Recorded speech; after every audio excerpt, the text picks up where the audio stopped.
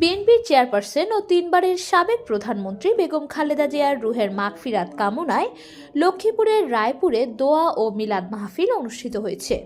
মঙ্গলবার বাদ আসর রায়পুর মধ্যবাজার জামে মসজিদে রায়পুর ব্যবসায়ী ঐক্য পরিষদের সভাপতি ইব্রাহিম খানের উদ্যোগে প্রয়াত বেগম খালেদা জিয়ার রুহের মাগফিরাত কামনায় এ দোয়া ও মিলাদ অনুষ্ঠিত হয়। দোয়া মাহফিলে বেগম খালেদা জিয়ার আত্মার মাগফিরাত কামনা এবং দেশ ও জাতির শান্তি, সমৃদ্ধি ও কল্যাণ কামনা করা হয়।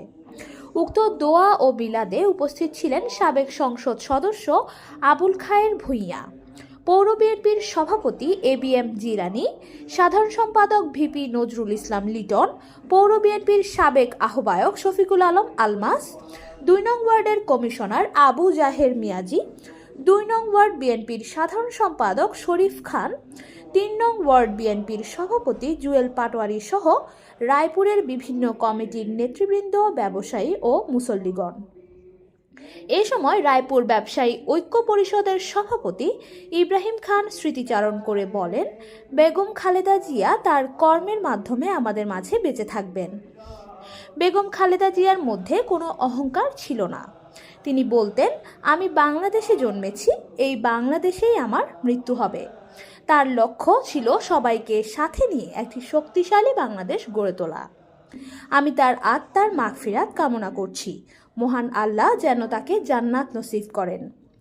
বিএনপি মনোনীত লক্ষ্মীপুর ২ রায়পুর আসনের সংসদ সদস্য পদপ্রার্থী আবুল খায়ের ভূঁইয়া বলেন, বেগম খালেদা জিয়াকে আমরা হারিয়েছি, কিন্তু তার আদর্শকে লালন করে আমরা গণতন্ত্র প্রতিষ্ঠায় কাজ করে যাব।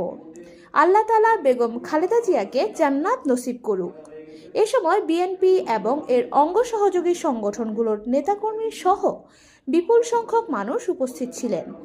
দোয়া মোনাজাত শেষে তাবারক হিসেবে সকলের মাঝে মিষ্টি বিতরণ করা হয়।